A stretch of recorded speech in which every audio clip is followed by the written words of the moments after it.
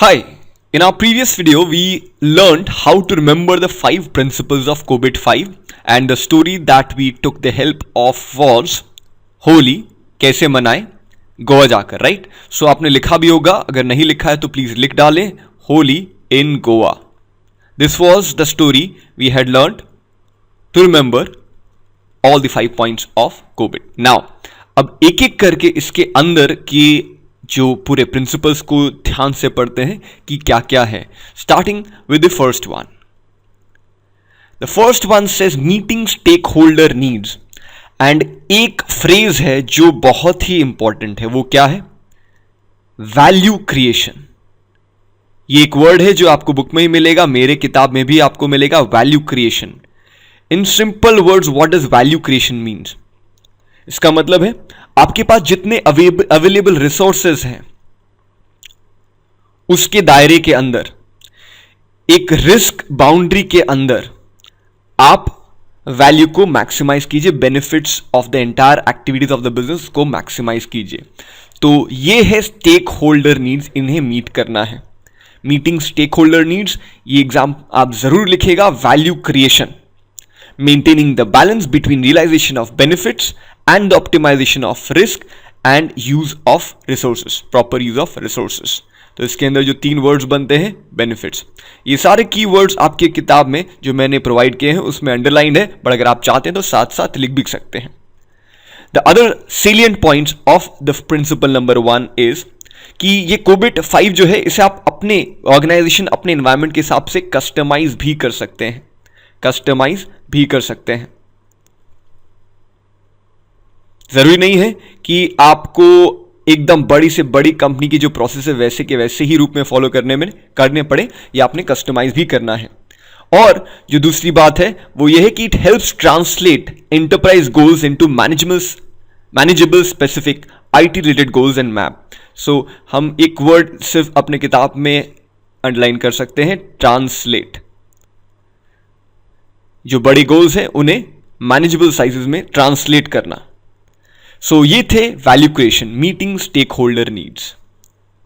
Next, covering the enterprise end to end. Covering the enterprise end to end, इसके बारे में थोड़ा सा डिस्कशन करते हैं. Now even if I do not go into detail, covering enterprise end to end का मतलब क्या?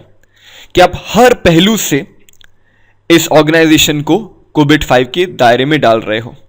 That means Covid 5 integrates the governance of enterprise IT into enterprise governance. जरूरी नहीं है कि सिर्फ आईटी पे ही फोकस किया जाएगा. IT is just one part, but जो बाकी के पहलू हैं उनको भी नजरअंदाज नहीं किया जाता है. It's not just IT. No, it's not just IT.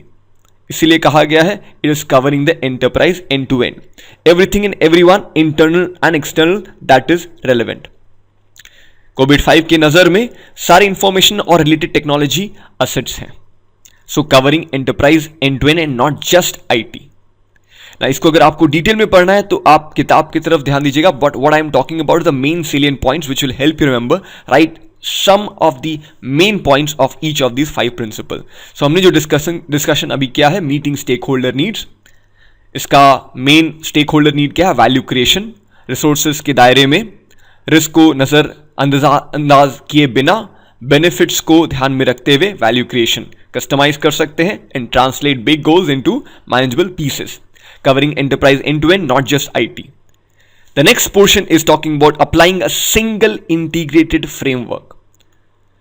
Now पूरे ग्लोबल सिनारियो में बहुत सारे प्रैक्टिसेस हैं और सब अपने अपने नजरिए से इस गवर्नेंस को कवर करना चाहते हैं. सो कोविड 5 क्या करता है? It's a single and integrated framework which aligns many other related standards and practices.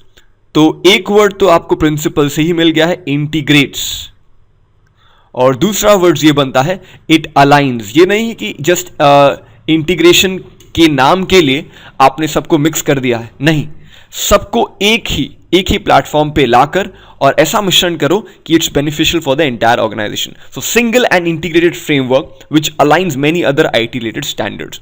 यही है हमारा अगला point which says applying a single integrated framework.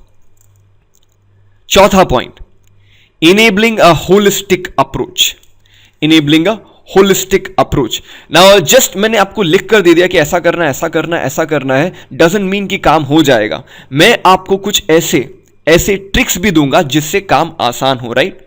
सो कोविड-5 क्या करता है, it defined a set of 7 enablers. Enabler का मतलब क्या है, anything that can help achieve the objective of the enterprise, जो भी आपको अपने गंतव्य यानी कि डेस्टिनेशन तक पहुंचने में मदद करे, इस कोविड-5 को इंप्लीमेंटेशन को कंप्लीट करने में मदद करे। तो 7 इनेबलर्स। तो ये नहीं कि आपको सिर्फ गाइडलाइन दे दिया, आपको कुछ ट्रिक्स भी दे रहा है, आपको कुछ रास्ता भी दे रहा है to implement this. So those are called 7 enablers. और ये सारे आपस में इंटरेक्ट करते हैं, उनका जोड़ा, उनका पूरा इंटीग्रेटेड जोड़ा is going to help implement the entire कोविड-5। नाउ द लास्ट पॉइंट, ये थोड़ा सा लंबा होगा, सो इससे हम पढ़ेंगे once we look at the entire 4 points which we have discussed. Meeting stakeholder needs, covering the enterprise end to end, not just IT, applying a single integrated framework, align करता है integrate other standards, holistic approach, यही नहीं कि आपको सिर्फ guidelines दे दिया, आपको कैसे implement करना है वो 7 enablers भी देता है, आपके principle में ही है ये point. And next is separating governance from management. For COVID, these are 2 different terms, governance and management. So let me do one thing, let me draw governance here and management इस तरफ। जो main differences हैं वो मैं आपको यहां लिख के देता हूं और डिटेल में आप किताब में पढ़ सकते हैं। Now governance ensures that the stakeholder needs, conditions and options are evaluated to determine balanced agreed on enterprise objectives। यानी कि जो शुरुआती काम है कि अग्री तो करें कि ऑब्जेक्टिव क्या हो, करेक्ट, एक डायरेक्शन दे पूरे ऑर्गेनाइजेशन को, एक रास्ता दे, उसके पथ पर आगे बढ़ना है, डायरेक्शंस।